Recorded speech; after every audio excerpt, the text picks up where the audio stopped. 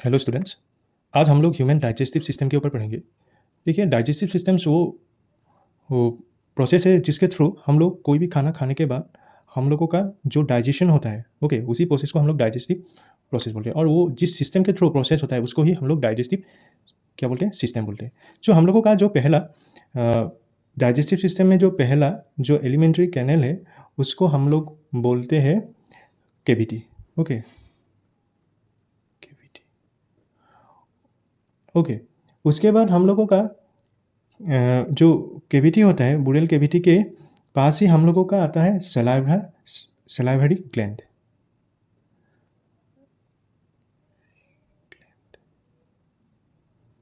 ये salivary gland simple एक gland नहीं है, ये एक ग्रुप ऑफ ग्लैंड है जहाँ से सलाइवा सीक्रेट्स होता है। ओके, सो यहाँ पे क्या होता है, सलाइवरी ग्लैंड में जो सलाइवा सीक्रेट होता है और उसके साथ ही एक एंजाइम, ओके, एंजाइम निकलता है, उसको हम लोग बोलते हैं एमाइलेज।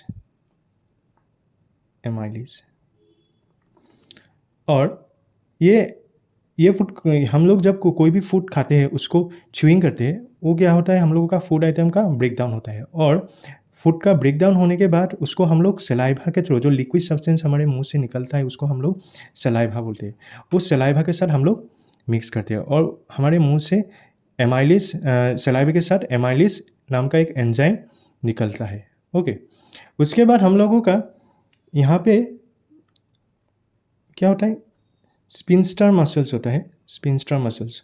और इसमें क्या होता है, इसके थ्रू हम लोगों का जो फूड को ओसोफोगस के थ्रू जाता है। ओके, इसमें जो मूवमेंट होता है, उस मूवमेंट को, फूड का जाने में जो मूवमेंट होता है उसको हम लोग पेरिस्टेटिक मूवमेंट बोलते हैं। पेरिस्टेटिक मूवमेंट्स, ये मतलब ये थोड़ा एक्सपांशन एंड कॉन्ट्रैक्शन के कारण होता है। ओके, पेरिस्टेटिक मूवमेंट मतलब ये एक्सपांशन होता है और यहाँ पे कॉन्ट्रैक्शंस होता है। उसके बाद हम लोगों का जो फूड आइटम है, फूड आइटम स्टोमक में जाता है। ओके, ये है स्टोमक। स्टोमक में जनरली हाइड्रोक्लोरिक एसिड्स रिलीज होता है। ओके, ये हाइड्रोक्लोरिक एसिड्स हम लोगों का डाइजेशंस में बहुत इंपॉर्टेंट रोल प्ले करता है। ओके, और यहाँ पे स्टोमक में दो एंजाइम होता है, उन दोनों का नाम है पेप्सिन एंड म्यूकस। तुम स्टूडेंट्स, आप लोगों के माइंड में एक डाउट आ सकता है कि अगर स्टोमक में हाइड्रोक्लोरिक एसिड है तो हम लोगों का ये क्यों इफेक्ट नहीं करता है। एसिड होने से तो हम लोगों को कुछ हम लोगों का नुकसान कर सकता है ना, लेकिन हम लोगों का क्या है, स्टोमक में म्यूकस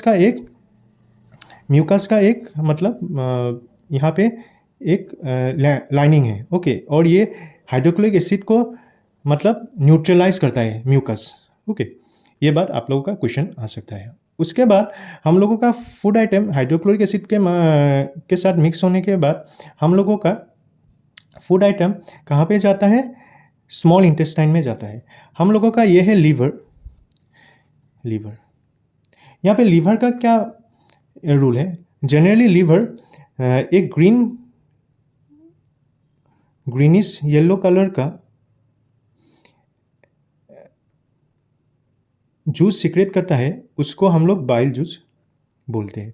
और इसका जो जूस है वो डाइजेशन में हेल्प करता है। और ये आप लोगों को ये जूस क्या है, ये स्मॉल क्या है, स्टोमक में नहीं जाता है, ये स्मॉल इंटेस्टाइन में जाता है। ओके, उसके बाद ये है गोल ब्लैडर। और ये है हम लोगों का पेनक्रियास। सो पेनक्रियास में से 3 एंजाइम निकलता है, एक तो बोलते हैं एमाइलेज, दूसरा को मिलते हैं ट्राइप्सिन और तीसरे को बोलते हैं लिपेज।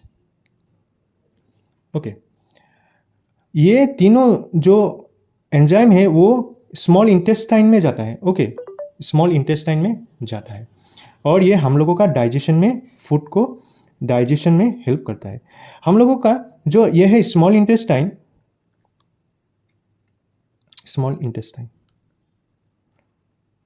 जनरली स्मॉल इंटेस्टाइन को जो लेंथ है वो 6 मीटर है, 6 मीटर लॉन्ग है। मतलब आप लोगों का the height of A 2 floor building, okay. लेकिन ये इतना छोटा, मतलब ये इतना ठीक होता है और कॉइलिंग में होता है, ये हम लोग का पेट में होता है, ओके, बहुत कॉइलिंग में होता है। उसके बाद यहाँ पे जो स्मॉल इंटेस्टाइन है, यहाँ पे क्या होता है, हम लोगों का कंप्लीट डाइजेशन होता है, कंप्लीट डाइजेशन होता है, कंप्लीट डाइजेशन होता है फूड आइटम का, कार्बोहाइड्रेट्स का, फैट्स का, okay, and lipids and fats का, कार्बोहाइड्रेट्स एंड फैट्स का। और उसके बाद यहाँ पे जो स्मॉल इंटेस्टाइन है वहाँ पे थोड़ा यहाँ के वॉल में एक क्या है, फिंगर लाइक प्रोजेक्शन होता है, फिंगर लाइक, ऐसा फिंगर लाइक प्रोजेक्शन होता है, ओके। इस फिंगर लाइक प्रोजेक्शन को हम लोग जनरली फिंगर लाइक विली बोलते हैं, विली, ओके। यहाँ पे क्या होता है, विली यहाँ का सरफेस एरिया इंक्रीज करता है, ओके, और यहाँ पे एब्जॉर्बेशन में हेल्प करता है ताकि एब्जॉर्ब इजीली एब्जॉर्ब हो जाए।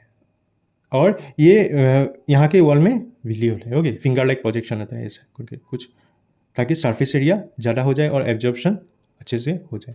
और ये सब क्या होता है, हमारा ब्लड के साथ मिक्स होता है, ओके, न्यूट्रिएंट्स वगैरह ब्लड के साथ मिक्स होता है। उसके बाद जो भी बचा कुचा होगा, ओके, वो क्या होगा, लार्ज इंटेस्टाइन में एंट्री करता है, लार्ज इंटेस्टाइन।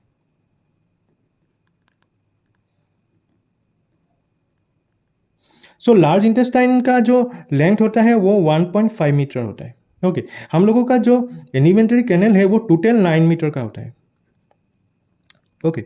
एंड उसके बाद ये जो भी है वो लार्ज इंटेस्टाइन में घुसेगा। और लार्ज इंटेस्टाइन में क्या है, लार्ज इंटेस्टाइन के बाद ये जो डाइजेशन नहीं हुआ है वो रेक्टम, यहाँ पे रेक्टम होता है और यहाँ पे स्पिंस्टर मसल्स होता है, और एनस के थ्रू पास हो जाता है। यहाँ पे क्या होता है, हम लोगों का ये इस पार्ट को हम लोग अपेंडिक्स बोलते हैं, अपेंडिक्स। ये अपेंडिक्स पार्ट का जनरली कोई काम नहीं है। सो इसीलिए हम लोग जब कुछ खाते हैं तब शायद कभी कभी अपेंडिक्स कुछ फूड आइटम्स यहाँ पे घुस जाता है और इसीलिए अपेंडिक्स का ऑपरेशन करना पड़ता है, ओके।